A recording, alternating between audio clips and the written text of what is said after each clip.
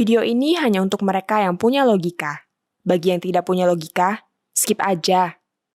Kedatangan komedian sekaligus politisi Ronald Surapraja ke rumah Pak Jokowi di Solo menarik perhatian banyak orang.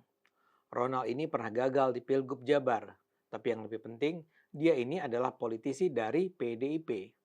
Dia datang secara bersahaja ikut mengantri dalam barisan ratusan warga yang ingin bertemu Pak Jokowi. Ronald sendiri mengaku hanya melakukan silaturahmi ke sana. Bagaimanapun, ini menunjukkan masih ada tokoh PDIP yang berkunjung dan bertemu Jokowi di Solo. Sebagian netizen berkomentar, tinggal tunggu waktu, Ronald juga akan dipecat. Atau ini sih kayaknya memang sudah keluar dari kandang banteng.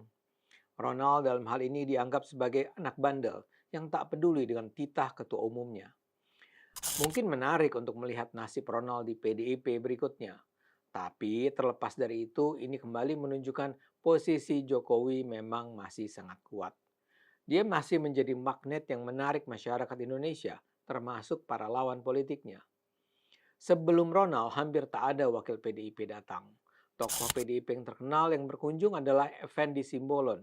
Dia datang tahun lalu, tanggal 2 Januari. Pada saat itu, dia sudah tidak lagi jadi kader aktif PDIP karena dukungan politiknya yang dianggap berbeda dari arah partai. Kalau yang masih aktif seperti Ronald, rasanya nggak ada lagi. Padahal seperti saya katakan tadi, di mata banyak kelompok, Pak Jokowi itu betul-betul terlihat sebagai tokoh senior yang sangat layak dikunjungi. Berkunjung ke rumah Pak Jokowi adalah peristiwa yang bisa punya makna politik sangat penting. Contoh yang juga menarik adalah kedatangan Egy Sujana dan Damai Hari Lubis. Sampai sekarang masih ada beragam cerita berbeda tentang apa yang dibicarakan mereka dengan Jokowi.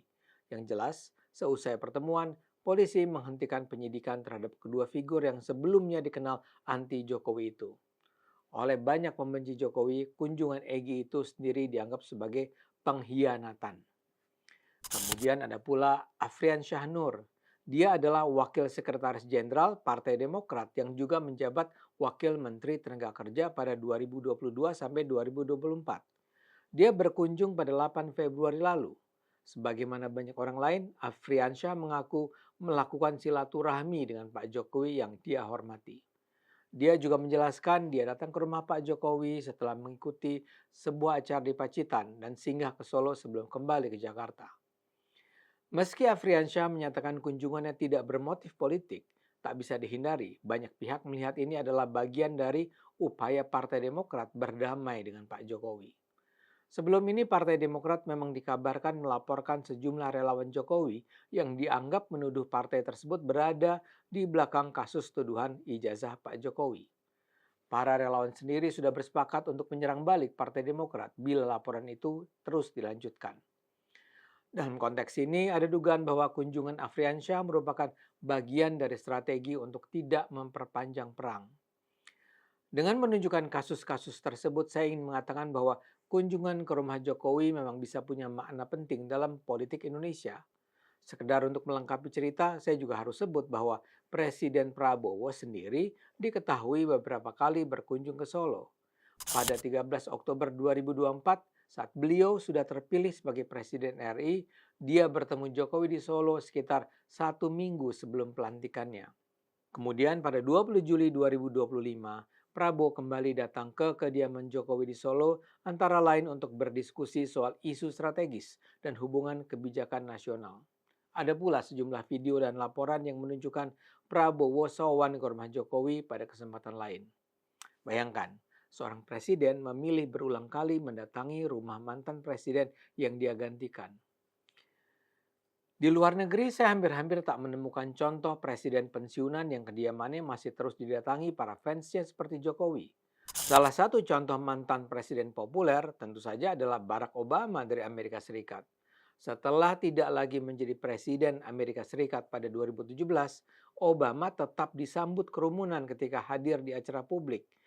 Penginapannya sering dikunjungi para pendukungnya saat datang ke kota tertentu. Tapi rumah pribadinya tidak dibuka sebagai tempat kunjungan rutin warga.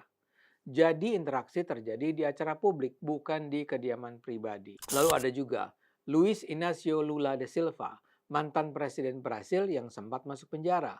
Lula adalah contoh yang cukup mirip secara emosional.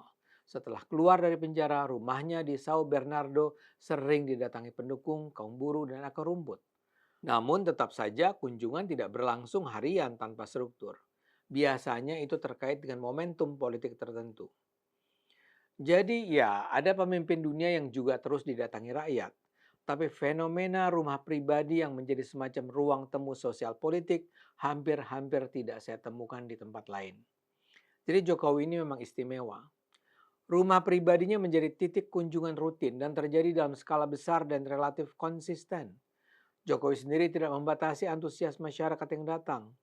Barangkali juga karena tidak ada mekanisme jam kunjung resmi atau aturan formal, warga pun seolah bisa datang kapan saja selama waktunya memungkinkan dan rumahnya tidak tertutup.